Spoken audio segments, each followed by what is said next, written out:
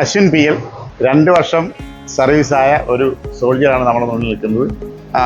അശ്വിൻ്റെ അച്ഛനാണ്. അന്നും ഇന്നും കൂടുണ്ട്, എപ്പോഴും കൂടുള്ള ഒരു വ്യക്തിയാണ്. പിന്നെ സാറിൻ്റെ കുറേ സപ്പോർട്ടും പിന്നെ വീട്ടുകാരുടെ കുറേ സപ്പോർട്ടൊക്കെ ഉള്ളതുകൊണ്ടാണ് കയറിയത്. മദ്രാസ് റെജിമെൻറ്റിലാണ് സെലക്ഷൻ കിട്ടിയത്.